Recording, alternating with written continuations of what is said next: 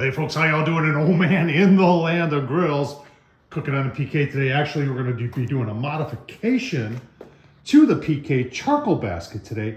And then we're going to try it out. I got a little, you know, we see people cooking brisket all the time, big briskets, and everybody gets so impressed by that. But I'll tell you what, if you can do a small brisket flat, and that's what I got. I'm really nervous about this because I've got a small piece of brisket flat that's less than 2 pounds. And for me, when I look at something like that, I say, let's grind it up and make brisket burgers. But we're going to try that today. We're going to show you that, and we're going to show you the mod. We're going to got a lot going on in this video. So take a look at the mod, and then we're going to try it out on the little brisket. All right, let's talk about the mod to the PK charcoal basket. Issue I was having with this is that the charcoal ash bridges on here and doesn't go through these holes. And what'll happen about an hour, hour and a half, 2 hours into your cook, you're gonna start losing heat because you start losing airflow coming up.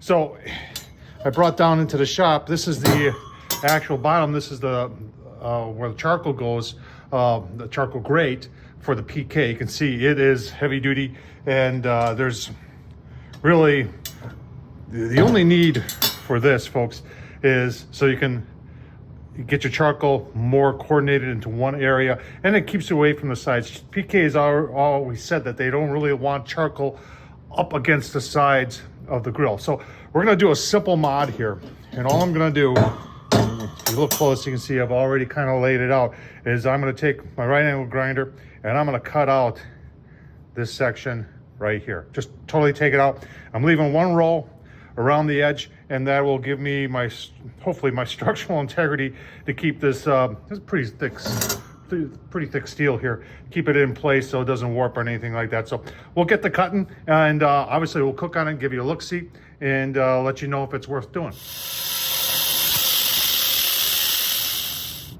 All right, and there you have it. I'll probably just grind some of those corners so there are no sharp burrs there, and give it a try. All right, corners are rounded over. That's what it looks like. Don't do as I do. I went a little further, too far there. That's for expansion. Yeah, whatever. Okay, so we're gonna see, you know, a lot of people are gonna question, why didn't I go one more row over or go like right down here? And I can. I wanna see if it works here. Like I said, this gets pretty hot, and I wanna leave as much of the steel there. If I take too much out, it'll probably warp. It could even warp with this. So that's why I do these things, so you can learn from my mistakes. All right, so you can see that's what I trimmed off. I didn't take a whole lot of that. I just wanted to get some of those thicker parts out of there. And now I seasoned it up. And if you can find this stuff, this is Texas Trinity from B&B Charcoal. This is good stuff. I really like it a lot. It's got some garlic, some pepper in there, some spices, obviously some salt. I think there's a hint of sugar in there too. But we've got it in one of these marinating tubs. And I'm not really sure. I think my wife got this from Goodwill, but and you can see right up there, it's a Tupperware product, and it's pretty cool. It seals it down really nice, and I'm gonna seal it up. I'm gonna put it in the fridge overnight, and on the grill we'll go. All right, that's what we're up against today, 7 and -7. You know, a little bit of a breeze here today. But the PK in my past experience has done really well when it comes to cold weather cooking. Once that aluminum tub gets heated up, it has a tendency to perform very well. Right now, we'll take a look at the setup. You can see we're just coming up to temp there, just barely 150. If you didn't know, this thing is, when it comes to indirect, it's an indirect cooking machine. We've got 2 top vents, 2 bottom vents. Fire's on that side. That vent is open on the bottom, top vent closed. On this side, top vent is open, bottom vent is closed, so that smoke just rolls over to this side, as you can see is happening. And you see I got some beef tallow out. So what I want to do is, in order to keep some of the moisture and keep this looking good, I've put some beef tallow on top of that little brisket. You can see my fire on that side. I got some pecan chunks, and we're just gonna shut this down. We're gonna let it go for 2 hours. Give you a look-see. All right, about 40 minutes into it, you can see what we got there. Temps are going very, very nice here. In fact, I might even throttle down this top vent just a tad. I want to keep it closer to that 225 mark. Give you some look-sees as we proceed. All right, folks, 2 hours here, you can see 225. That's perfect. Like I said, this is a 225 cooking machine when it comes to indirect. And remember, it is cold out here today, so take a look. Charcoal seems to be doing well. Brisket's got some nice color going on there. we're gonna probably let this go like this for maybe, I don't know, maybe another half an hour, and then we are gonna pull it and cover it. I'll take a temp along the way too and let you know how that turned out. All right, folks, at 2.5 hours, we were about 152 into the stall. I did pull it. I really could have left it on longer, but it's such a thin piece of brisket. I didn't want to do that. So pulled it off. I used the same water tray that was down below and put a little beef broth in there with it, got it covered, and it's in there.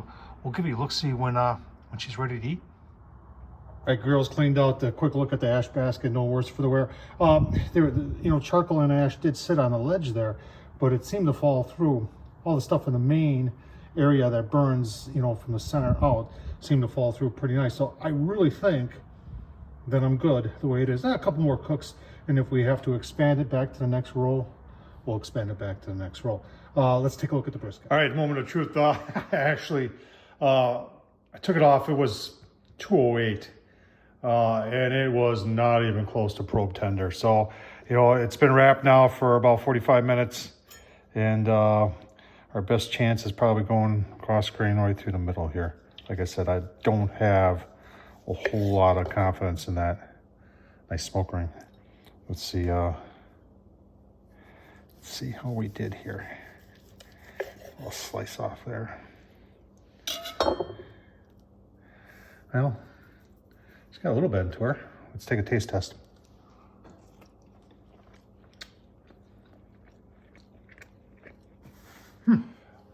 Well, it's certainly not my best brisket that I've ever made, but it's certainly not my worst either. It does pull apart.